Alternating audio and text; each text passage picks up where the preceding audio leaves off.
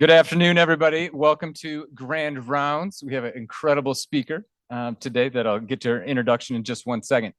I want to call your attention to closer, okay, to the screen here. We have some very important town halls coming up to get our new internal medicine residency program director in place. And so starting on May 14th, you see that we have some town halls beginning. We encourage everybody to attend, be part of this process to select our new residency program director to replace Jeff Connors. I'm supposed to do the next slide, and I'm a long ways away from the computer. Oh, CME credit, there you go. Feel free to scan your phone. This looks like everybody's taking a picture of me. This is really nice, but I see what's happening. My pleasure to introduce Dr. Taylor-Cousar, otherwise known as JTC to people in the national know. Jen is a local professor here at National Jewish. She's actually a Denver native. She went away from medical school, went to Duke for both medical school, med peds residency, then also med peds pulmonary fellowship there. From there, she went to the University of New Mexico, where she was the CF program director for approximately 3 years. She then moved to National Jewish, where she's been since 2009, and she currently leads the CF program at National Jewish and has become a full professor in 2019. Dr. Cousar has done an amazing number of things in her career. I'm going to highlight a few.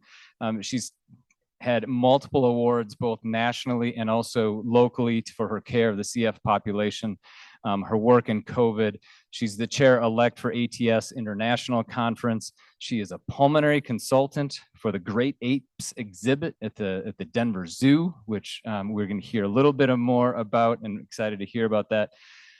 Her research presence can't be understated, and the work that she's done in the treatment of CF here, both locally, nationally, and also with international trials. She has over 100 publications in the field in really high impact journals. It is an absolute pleasure for us to introduce Dr. Cousar today.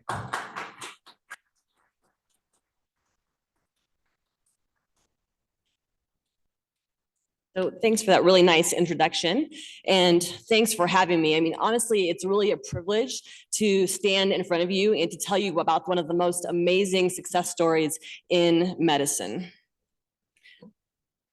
So these are my disclosures, most of which are related to the fact that I'm the primary investigator on a number of trials and do a lot of clinical trial consulting. So our learning objectives today are really to go back and make sure we're all on the same page about the pathophysiology of CF, identify the importance of the cystic fibrosis transmembrane conductance regulator, or CFTR, genetics for the recently approved therapies, recognize the existence of health inequities in the diagnosis and treatment of people with CF who identify as individuals from marginalized communities, and then describe the progress that's been made and future directions in CF therapeutics. So this is our outline. Again, we'll talk about pathophysiology. I'll go over a case, and then we'll talk about CFTR-directed therapies and the future of CF therapy. So back in the 16th century, there was European folklore that if you kissed a baby and they tasted salty, they were soon going to die. There were also cases in the 16th and 17th century of these infants who were malnourished and had horrible steatorrhea, or very loose, greasy stools. And we think these were also cases of cystic fibrosis. It was in 1938 when Dr. Dorothy Anderson, who was a pathologist, she actually wanted to be a surgeon, but back in the 1930s was not allowed to do so. And so fortunately for us in CF, she became a pathologist, and she was the very first person to describe a disease she called cystic fibrosis of the pancreas. She was describing this mucus plugging of the glandular ducts and replacement of the pancreas by cysts and fibrosis in the autopsies of these young children who were dying of this disease. And really, at that point, people were told, take your child home and love them because they're not going to live for very long. And in 1943, Dr. Sidney Farber called the disease mucoviscidosis. He said it was a multi-system disorder, the major manifestations of which were chronic bronchopulmonary infections, malabsorption and steatorrhea, and growth failure. In 1946, Doctors Anderson and Hodges actually described the fact that it was a genetic disorder inherited in an autosomal recessive fashion. For those of you who have to take exams, keep that in mind.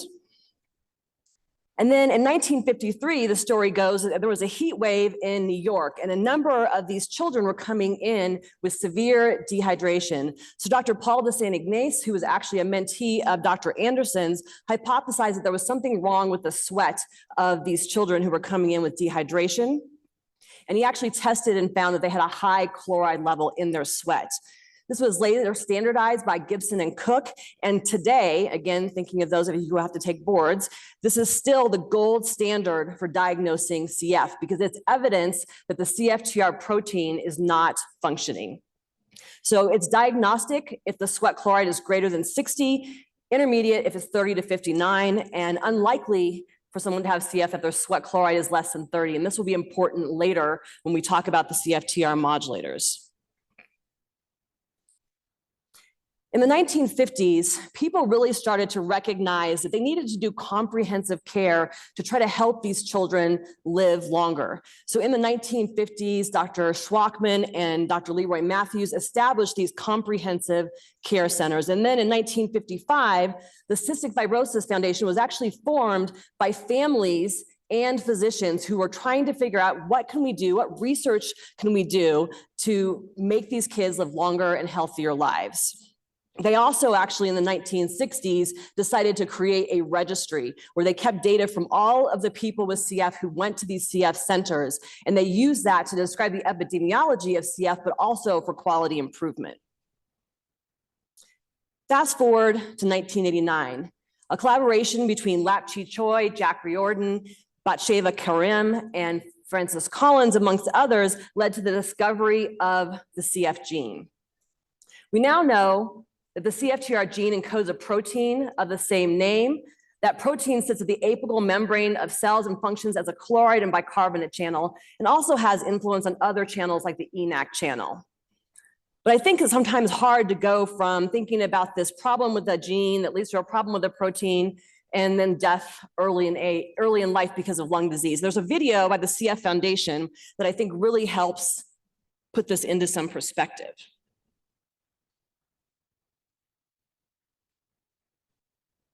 So in this video, we're going down the airway as if we were doing a bronchoscopy. We're going to stop at the surface of the airway, and we'll see that there's a very thin periciliary liquid layer and a very thin mucus layer through which the cilia can beat back and forth. And so if we inhale something that's not supposed to be in our lungs, we can move it up the mucociliary ladder and cough it out. And this is working because chloride is moving through these channels, water is following it, and that allows you to regulate that airway surface liquid layer.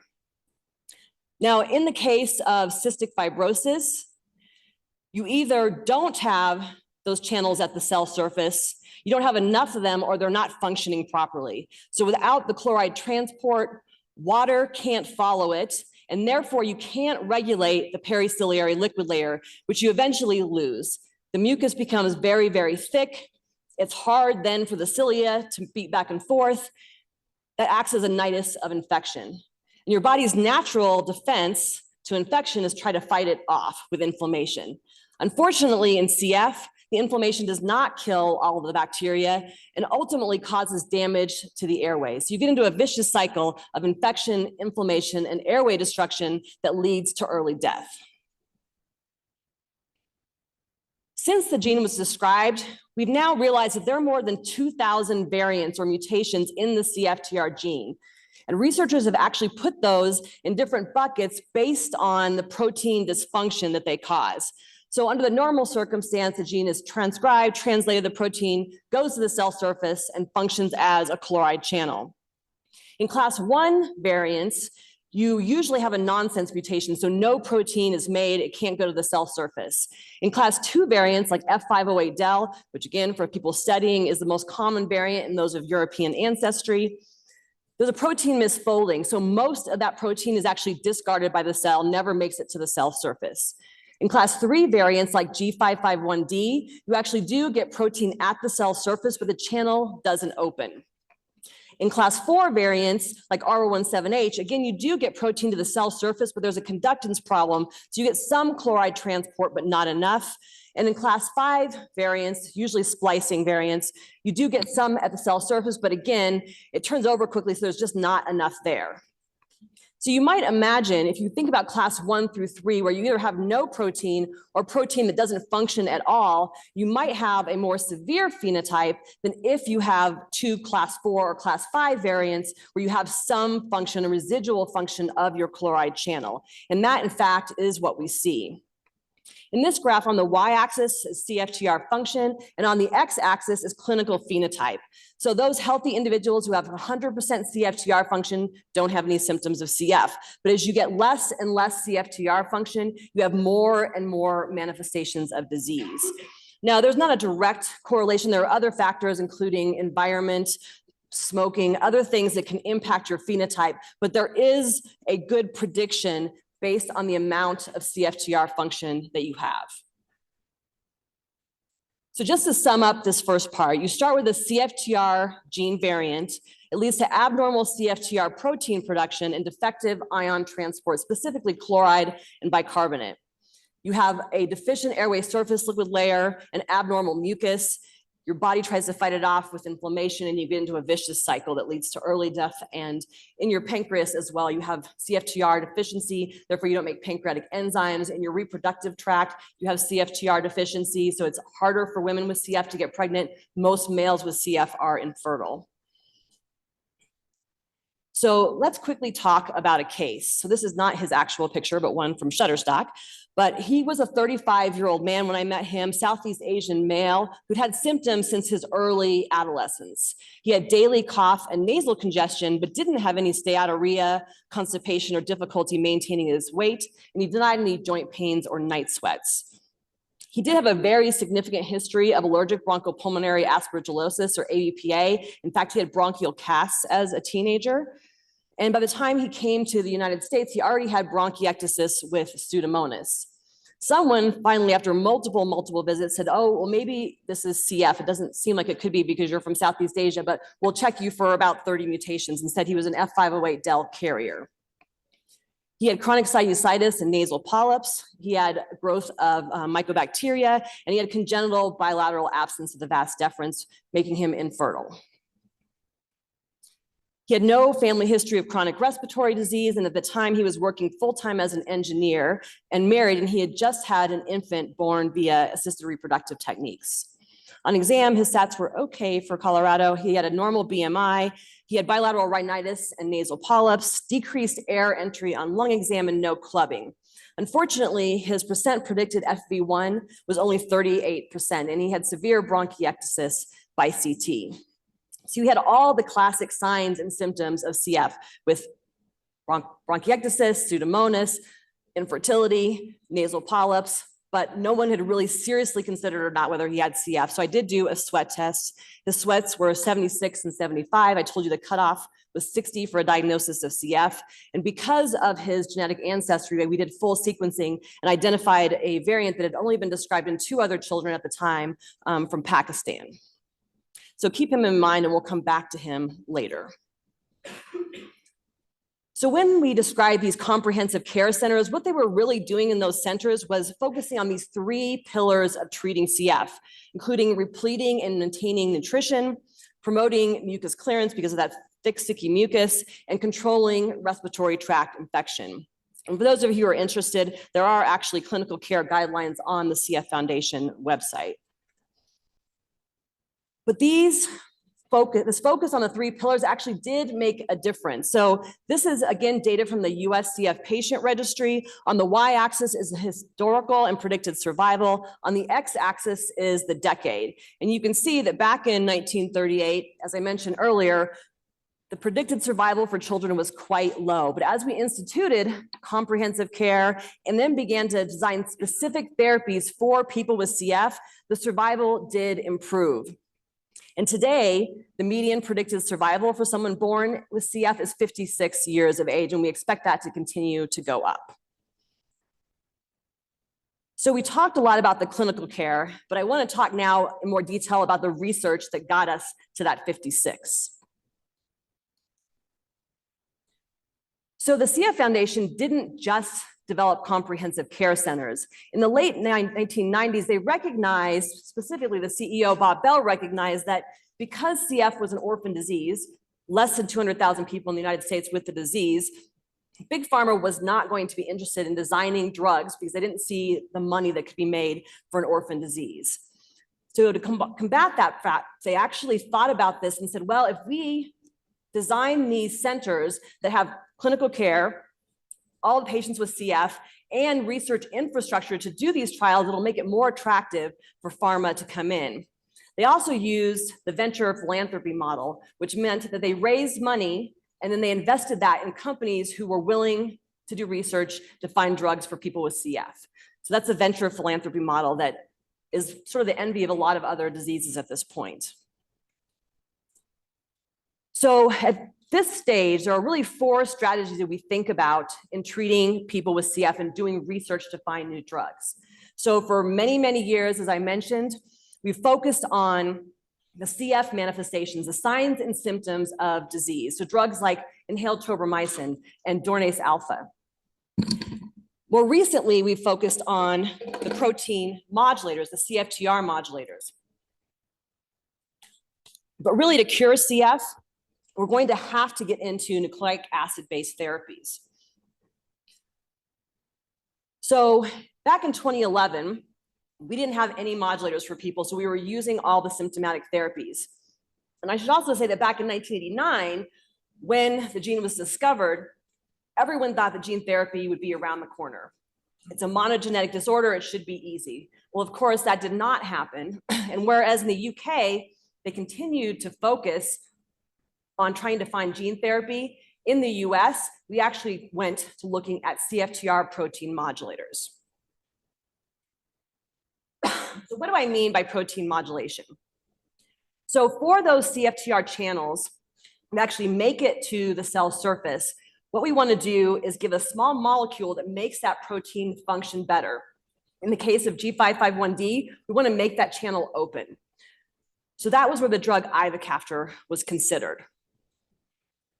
For drugs or for variants like F508del, where the protein never actually makes it to the cell surface, you need a corrector to move it to the cell surface, but we learned early on that you also need to make that protein work better at the cell surface, so combination therapy.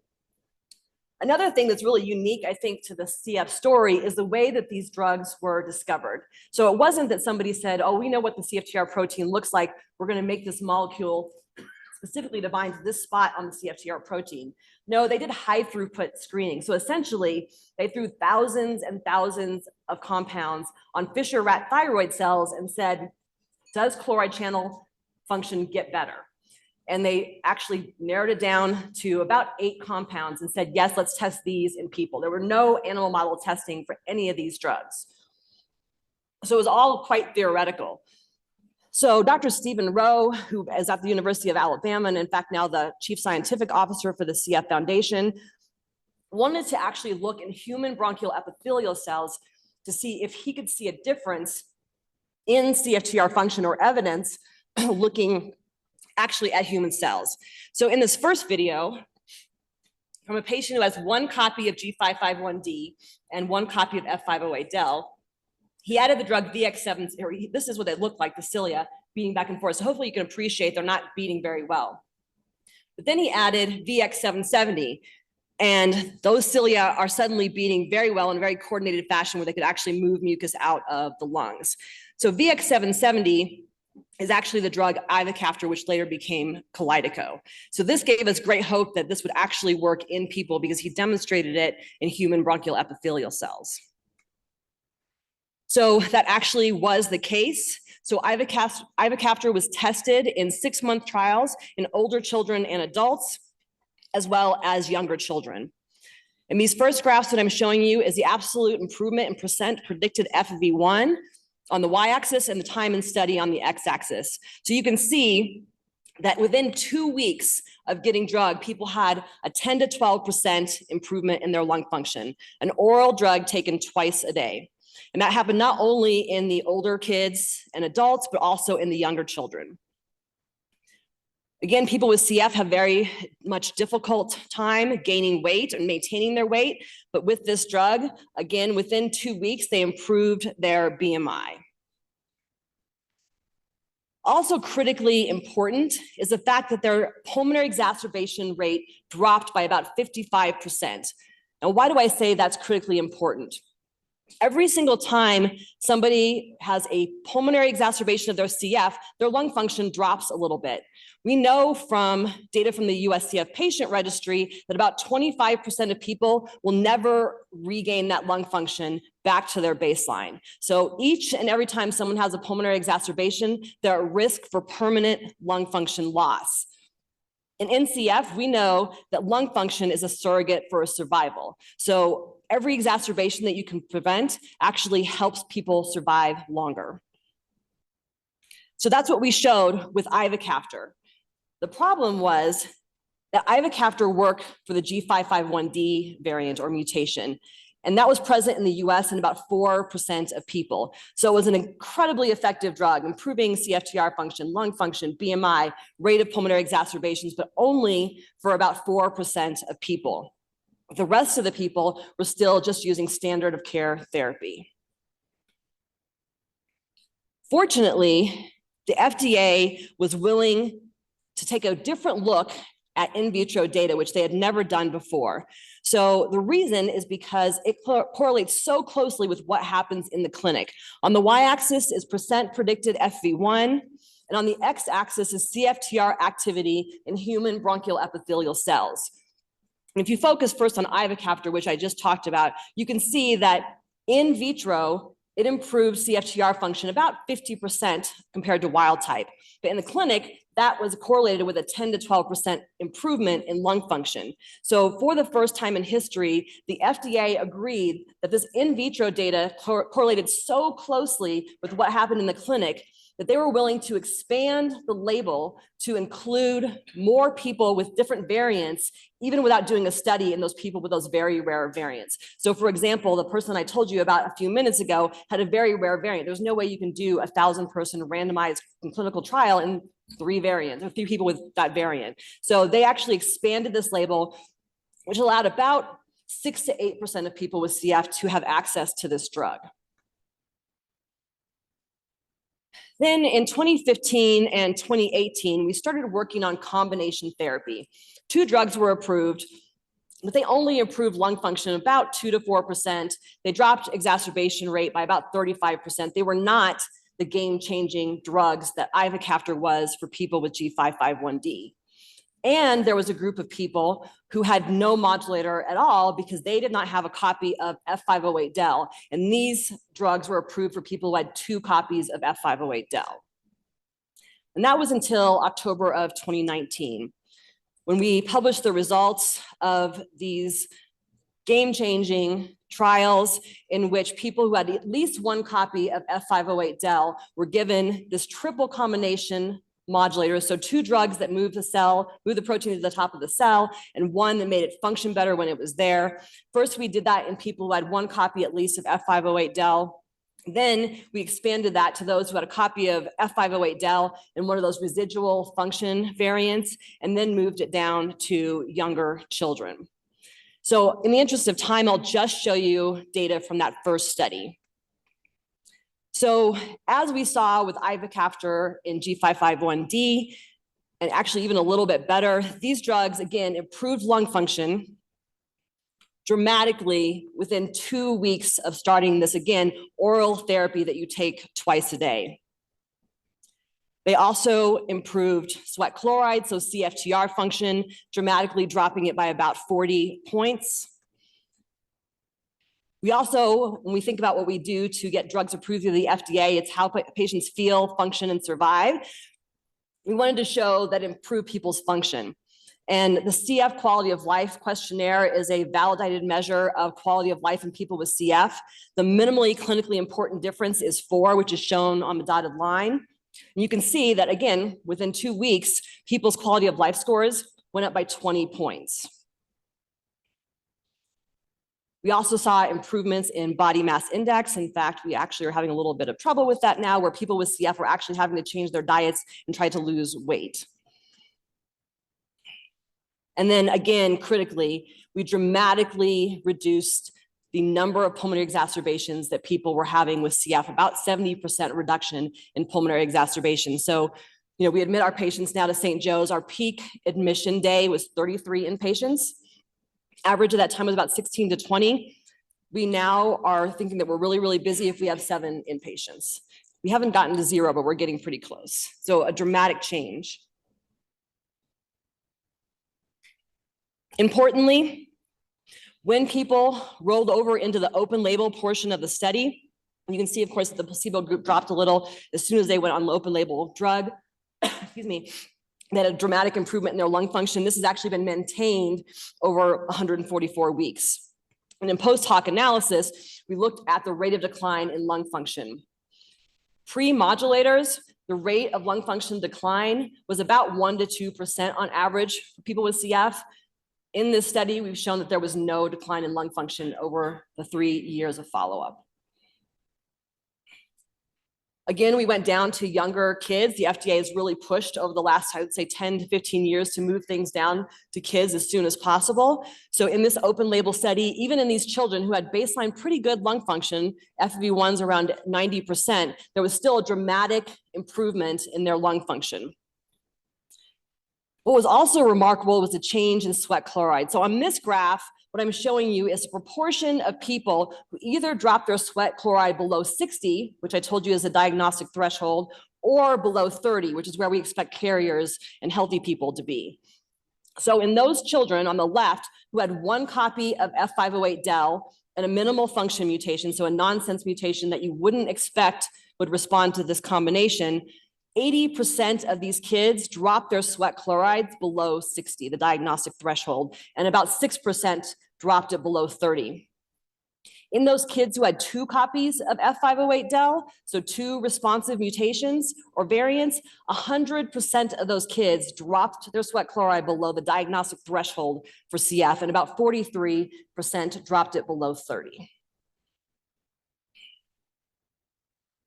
Just last year, we were able to actually move it even further down into 2-year-olds. So we measured sweat chloride in these 2-year-olds and again saw dramatic decreases in sweat chloride, with many children achieving normal sweat chloride levels and improvements in their lung function. Obviously, for those of you who aren't pediatricians, you can't do pulmonary function tests in 2 to 5-year-olds. They cannot follow those instructions, but we can do multiple breath washout. And so we did show that that score went down, which is what you want to see in kids. And so there was approval last year of this triple combination for 2 to 5-year-olds with CF. And we think the earlier that you start these drugs, the more likely it is that you'll be able to prevent the complications that we see of lifetime of CFTR dysfunction.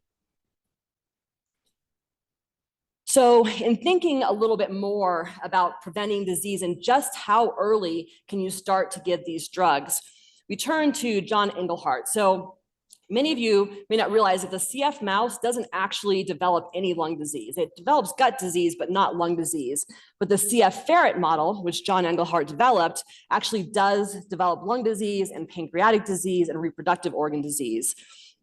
So he asked, what if we treat pregnant Jills with ivacaftor who have the G551D mutation, either in homozygosity or heterozygosity, and treat them through their entire pregnancy?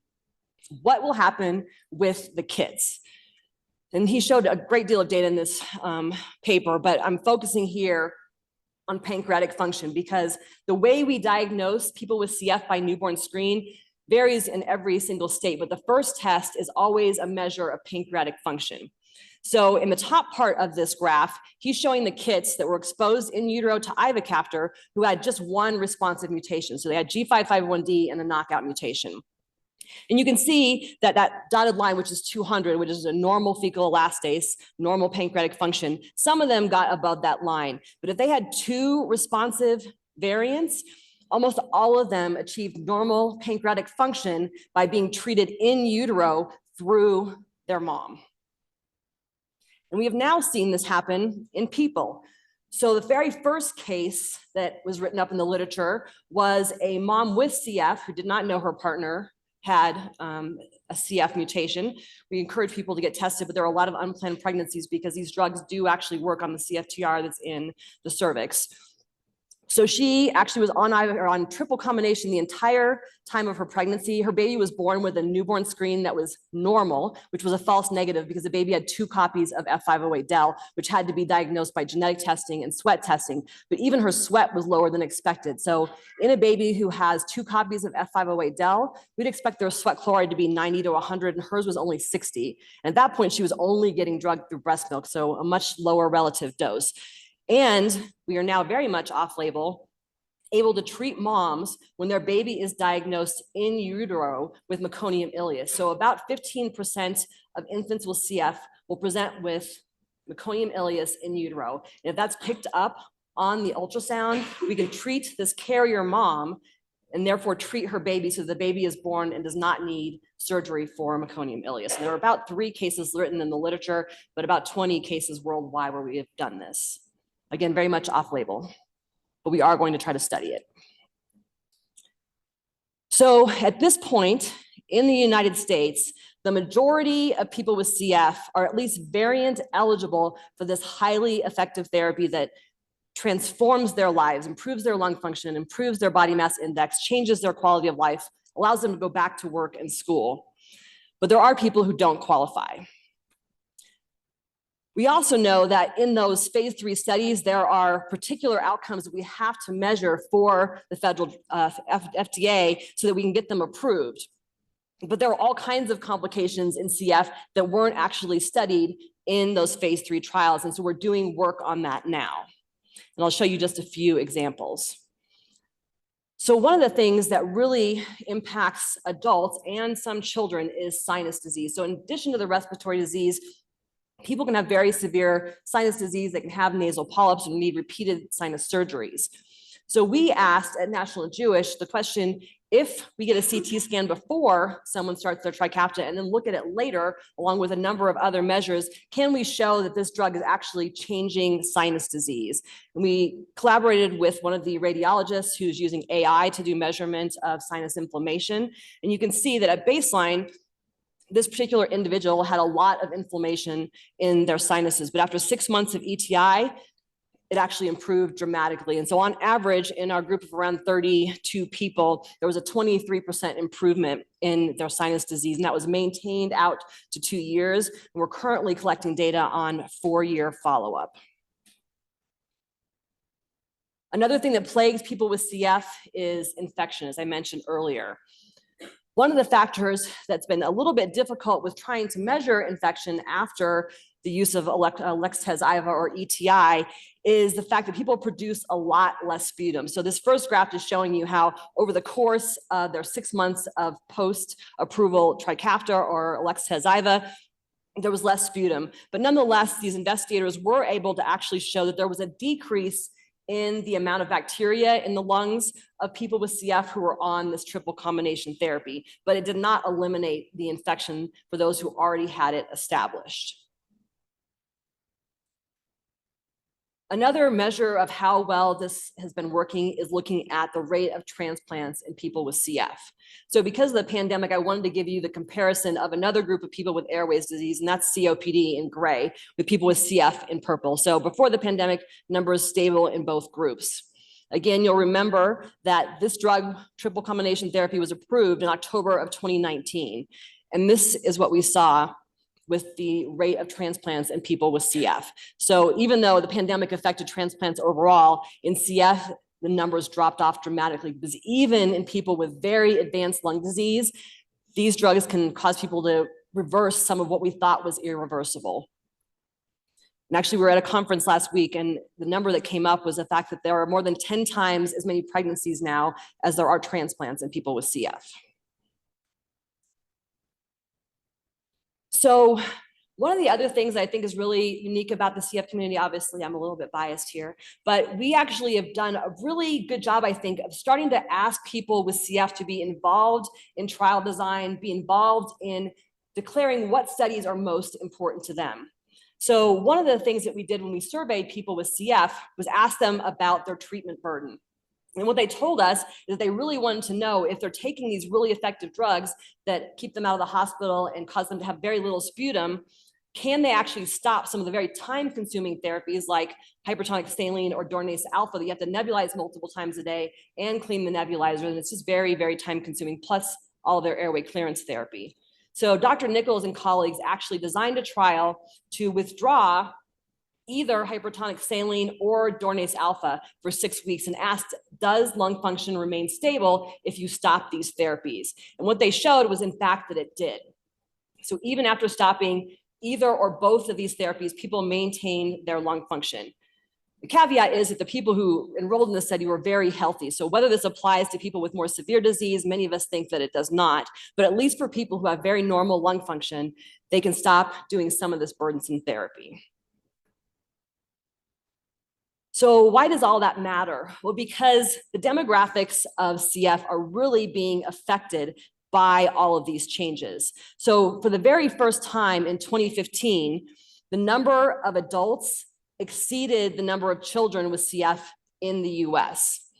And again, using data from the CF patient registry and the fact that we can predict survival based on FEV1, we now realize that over the next 20 years, instead of 40,000 people in the US, we're probably gonna have 40,000 adults with CF and closer to 70,000 people with CF. So all of you who are thinking maybe CF, yes, please, we're gonna need you, because there are a lot of adults that are gonna still need care because they got drugs started later in life and will still have some complications. So another thing that's come up, as I've mentioned several times, is pregnancy. So prior to the approval of these modulators, there were about 100 to 200 pregnancies per year in the 30,000 at that time people with CF. There was a lot of retrospective data and sort of data pulled from different databases suggesting that women with CF were at much higher risk for complications for themselves and for their infants. And also people had to consider whether or not they wanted to leave their spouse as a single parent because they knew that they were going to die very young. With these drugs, again, I told you that predicted survival is 56, but some of the modeling suggests that if you start these drugs as a teenager, that you're gonna have a normal lifespan. So it's really given people a lot of hope. So this study that we designed is really to understand what are the pregnancy outcomes for people with CF who choose to become pregnant, and what are the outcomes for their infants. So we're following people with CF during their pregnancy and then for 2 years afterwards, as well as following their child. We're looking at all of their health outcomes and measuring pharmacokinetics in a subgroup and measuring glucose control in another subgroup, because we know that people with CF are more prone to have diabetes during pregnancy.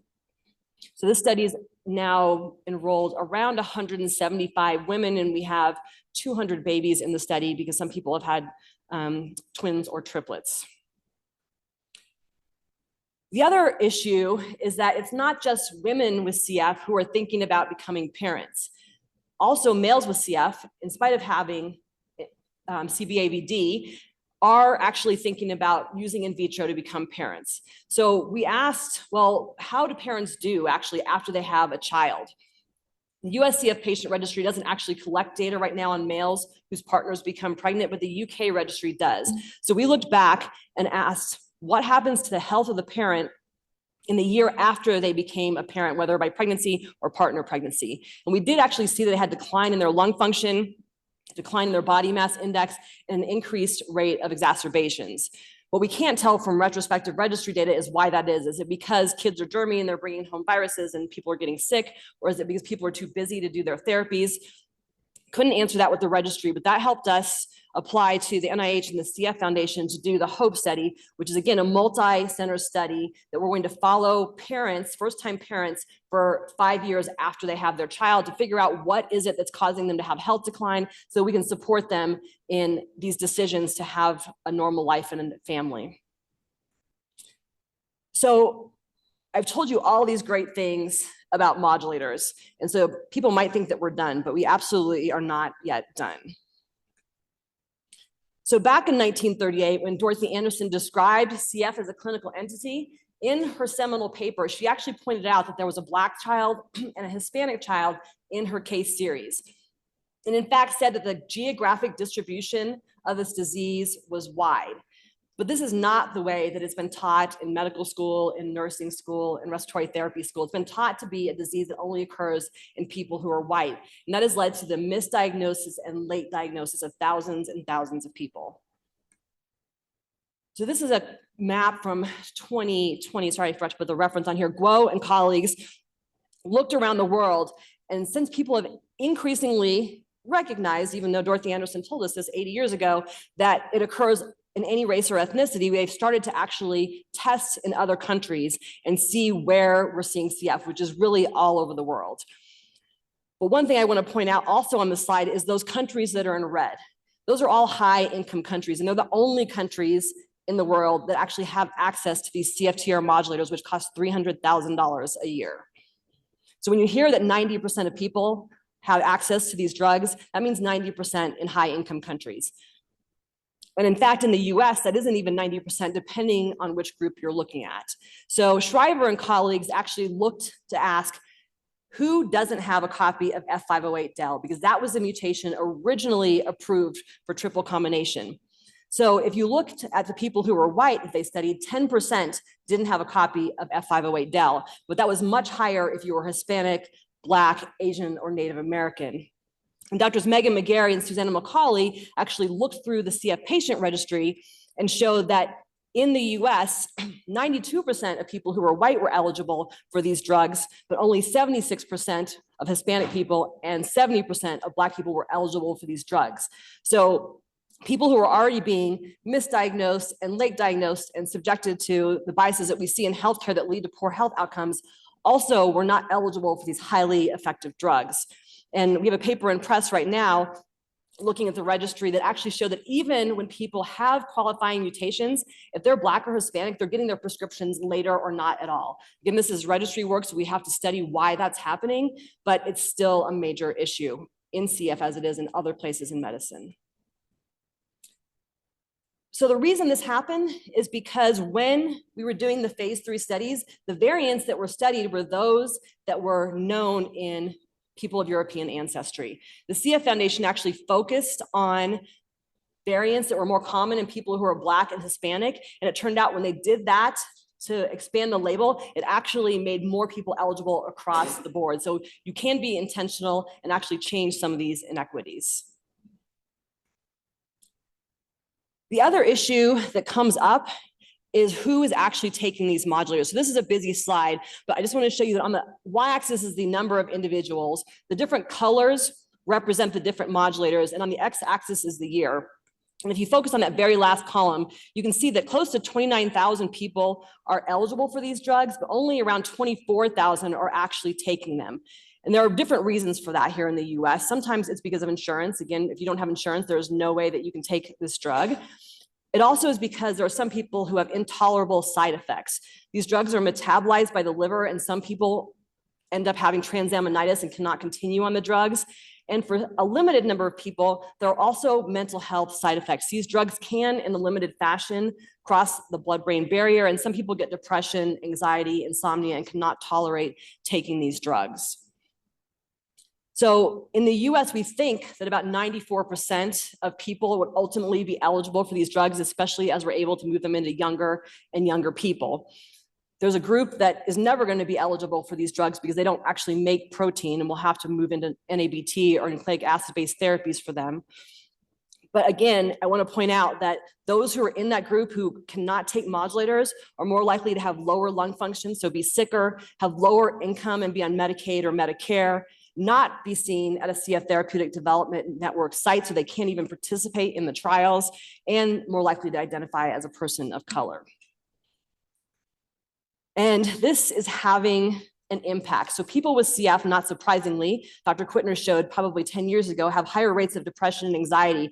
But this group that doesn't have access to these drugs is having even more difficulty than on average. So Emily is a woman with CF who has 2 nonsense mutations, so isn't eligible for these drugs. She created a nonprofit, and she used her influence around the world to do a very large survey asking people about their experiences. And I just summed it from this paper. There's a lot of data in this, but this is some of the things that were said. The older my child becomes, the harder that the disease becomes to manage physically and emotionally. It's extremely hard to watch as it slowly takes over. And then from a person with CF, I'm 42 and I feel like I'm running out of time. My only CF issue is my lungs. My last call with my doc, he said, I wish I had a modulator for you. Same, doc, same. And then from a spouse of a person with CF, I'm glad so many have access to CFTR modulators, but at the same time, I'm concerned for my partner.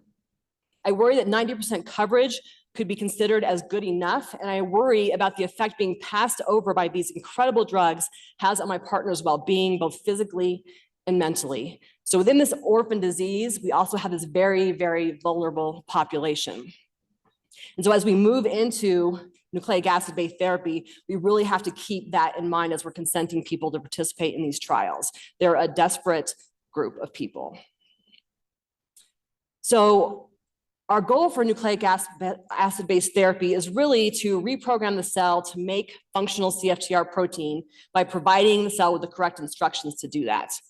So Hillary Valley and Martin Mentz came up with this great analogy that they used a couple of years ago at one of the CF conferences and said, imagine that CF is a car.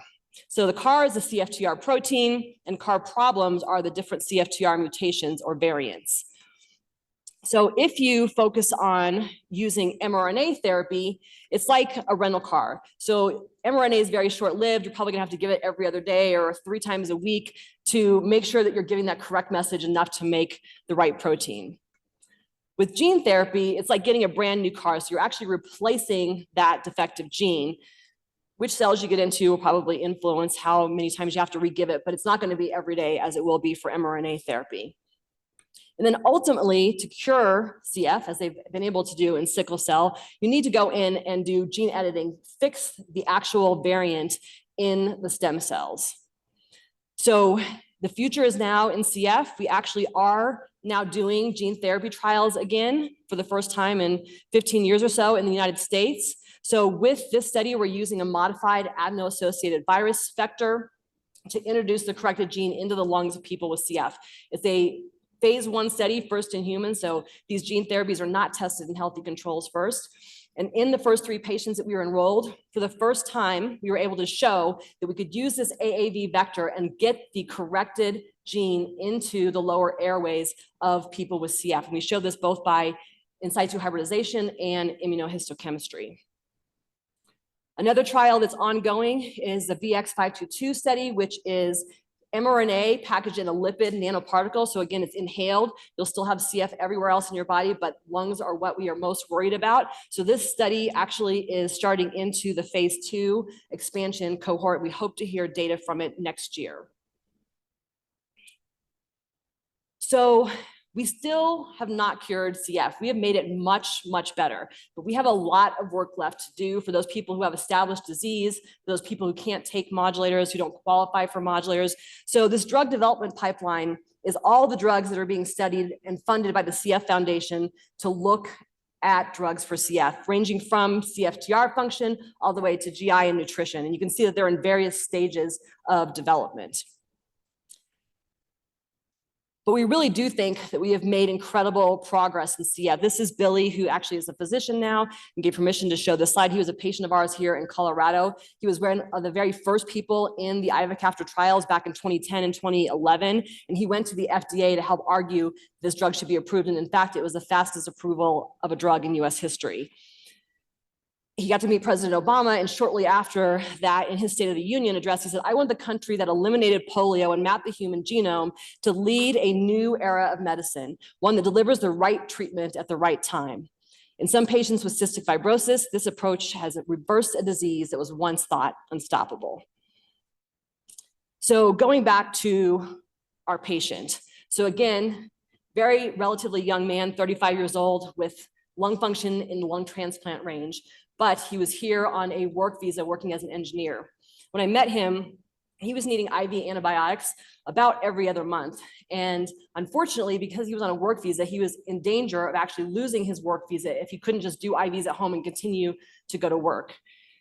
Because he had pancreatic sufficiency and his sweat chloride was 70, it suggested that His second variant, not the F508del, but the rare variant, was likely a residual function variant. And even though it had not been studied, because again, only 2 kids had been described to have that variant, I appealed to Vertex and then to the FDA to say, look, all of these signs and symptoms suggest that he has pancreatic sufficient CF with a variant that should respond to ivacaftor. And so they were willing to give him drug, and we got an IND to do this for about 6 years until Trikafta was approved. So this is looking at the registry again, but this is individual level patient data. So we started on compassionate use ivacaftor.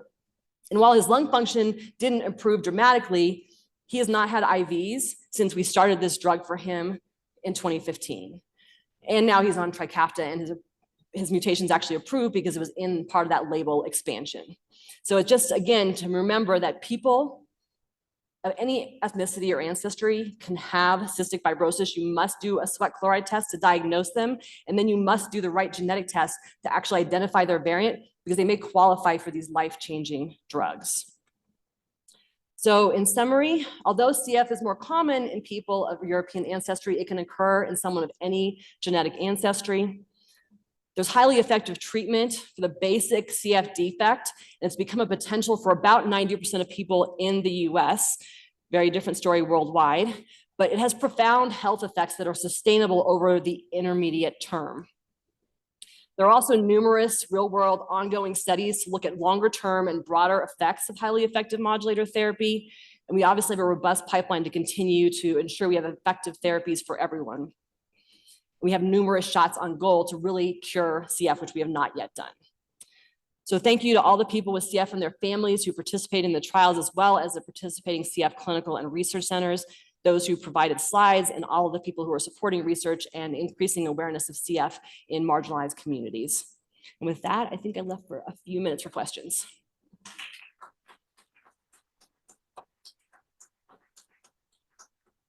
Dr. Taylor-Cousar, that was an incredible story of science and how it impacts patients. Just remarkable. I've got loads of questions, but maybe I'll start with one while the audience gets warmed up, and we have about 5 minutes to go. I guess 2 questions. Is it too late to start Trikafta in older patients that are getting diagnosed late? And then the second one would be, what happens when people lose insurance coverage? Can they come on and off of these modulators and still get these benefits? Yeah, that's a great question. And in fact, the answer to your first one is yes. The oldest person I've diagnosed so far with CF was somebody who was 78, and we started him on Trikafta, and he's still playing golf and walking his dog at 82. So yes, you can definitely start it in older patients. There is a huge problem with stopping, though. If you stop suddenly, there's something that we have seen occur. It was originally described as ivacaftor syndrome, where people who ran out of their insurance lost their drug and got very sick. And in fact, one person died. So they have very acute onset, but they also have acute offset. And in one of the pregnancy studies, which I didn't have time to show, there were a lot of people who were reluctant, understandably, because there's very limited data to keep people on their modulators during pregnancy. And about 40% of those people who the doctor decided to stop drug actually got sick, had to go on IVs and then go back on their drug. So you definitely can get sick in coming off them. So if you lose your insurance, it can be life-threatening. I want to echo Eddie's comments. What a terrific story of progressive scientific inquiry, going all the way from genetics to clinical translation and now cure in my lifetime. I'm young enough to remember those patients who were in the hospital for weeks with inhaled tobramycin and mucociliary clearance, and we were praying that their MDR Pseudomonas would go away. My question for you is, now that the patients are living longer, what do we know about their chronic disease burden? I mean, this is an inflammatory condition, starts very early in life. Are we learning more about cardiovascular disease? There's obviously a diabetes component with exocrine pancreatic insufficiency, but what's happening as they get older? Are we seeing differences compared to regular patients?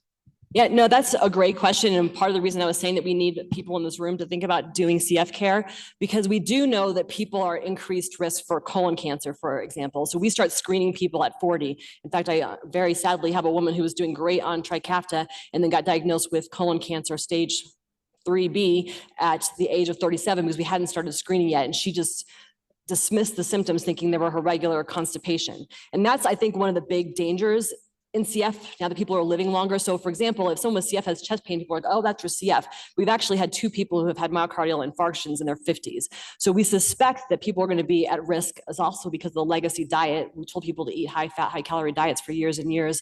So we are trying to now screen people more carefully for all of the things that we see in people who are aging, but do it earlier in CF. And there are going to be guidelines coming out about how to manage and screen adults with CF, because we are now seeing, I mean, honestly, that some of the deaths that we're seeing are not related to CF. They're related to other non-CF things because of this chronic inflammatory condition, we think. That was excellent. And I look forward to the screening recommendations as a gastroenterologist, of course. Question, the drugs that you talked about, does it, because what we see is a lot of dysmotility, bloating, small intestinal bacterial overgrowth. Do these drugs impact that as, simultaneously as the lung function improves?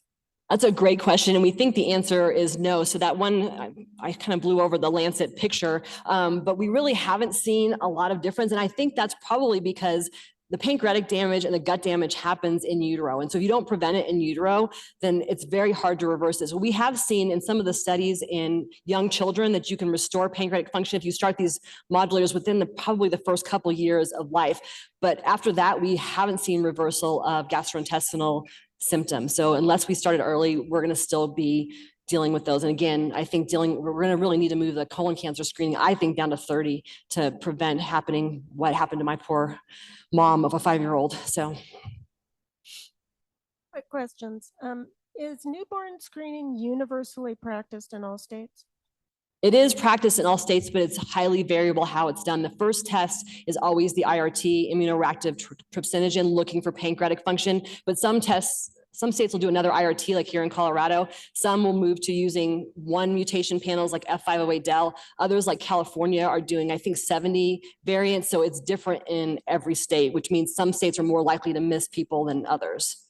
And is it your impression that they're capturing children born in rural areas? In rural areas? It just depends on which state you live in. And the second question is, do you have any information on either babies treated in utero or very young children that the triple combination will prevent colonization with bacteria of concern, such as staph and Pseudomonas? Yeah, that's a great question. In the PROMISE data, if you look in the younger groups, you actually were able to eradicate. And we've actually even done that with just tobramycin. Like the first time someone grows Pseudomonas, if you do either tobramycin or use ciprofloxacin, you can eradicate Pseudomonas. And with these drugs in the younger kids, you do prevent them from getting, because they're able to clear things out. But it's harder to measure in kids because you have to do bronchoscopy, because most little kids are not going to cough for you. And then if they're on Trikafta or Alexa, they're even less likely to bring up sputum anyway. So we have to do bronchoscopy studies for that. And there are some that are being done. There's a study called BEGIN that's looking at very young children and trying to answer that question. Hey, Todd. Hey, Jennifer. Great talk as always. I think first, so Cousar is my neighbor. She needs to tell everyone how big those dogs get when they get to full size, and then they fight lions, get them left alone. But the question, you had brought this up, and to me, this is like one of the great stories in medicine, which you pointed out. It's like the checkpoint inhibitors, and it's the CF story, which is really the true like bench to bedside. But then you mentioned something early, which was the CF Foundation's kind of role in this, and then helping, I think, really kind of drive this therapeutic interventions to this rare disease. And it strikes me that you still have a huge amount of say on what's happening on the research side, which is not, so as from a pulmonary hypertension standpoint, the PHA, I think, is a fantastic organization, but didn't really capture that in the way that CF did. And do you like any statements about like how, like, I mean, clearly there are some thought leaders who thought this through at the beginning and how they managed to really keep driving it that way, which I think is an amazing story in of itself too. Yeah, I think that the venture philanthropy model has really made all the difference. So, when Vertex used to be Aurora Biopharma, and they weren't doing anything with CF, but they had these potential drugs, and basically the CF Foundation invested a lot of money and therefore had some say in how the research was going, and they continue to do that now. So they, again, continue to raise money, and then they invest in companies, and they have, their chief scientific officer has a whole team, and they work really closely. So, I mean, all of us that are, I won't say how old I am, but around our age know that there was a big swing of don't work with pharma. But the CF Foundation said, look, we have to work with pharma because this is a rare disease. And so they've continued to do that. So of course you have to constantly, you saw my list of conflicts of interest. You have to consider that, but it's the only way that we had any say in how these companies were going to do their trials. Because like right now we have, 1,100 people that are ineligible or qualify for trials who don't have modulator eligibility. And so we have to think carefully about how we're going to put those people into trials and use that resource very carefully to make sure we can improve, get drugs approved for people who don't have access. But because of our relationship with pharma, and I say our because I'm part of the Clinical Research Executive Committee and on the board, we continue to work with them. We try to help them set rules, and we'll be, I think, more careful about influencing their price point with future drugs. But that's the way we've stayed involved, is by continuing to invest in them, setting up expectations about what they should do in the CF world. And we really discourage people from working with pharma companies outside of the CF Therapeutics Development Network, where we have some say in what happens. Jennifer, that was a wonderful talk, and congratulations to you and your team on playing such a big part in the development of the therapies. It's fantastic. My question was, you mentioned this kind of briefly. It seems like the FDA accepted a reasonable surrogate endpoint, and that sort of changed the course of the clinical trials in the field, right? If you do survival studies in CF with drugs, it takes years and years to develop it. I just hope that will apply to other rare diseases and chronic diseases and things. The use of meaningful surrogates, I think, can accelerate development significantly. So. Yeah, I agree. And again, kind of like the relationship with pharma, it was very intentional. And even now, we're going to the FDA and saying, okay, look, we have 1,100 patients left. We can't design trials the way we did in the past. And we're going to need you to work with us in thinking about how this trial design is going to meet your expectations and your requirements to get these drugs approved. So it's very proactive work that's being done both with pharma and with the FDA and EMA for that matter, because we need the whole world to do these trials now. Terrific. With that, I think we'll close. Thank you so much for your contributions and for coming today.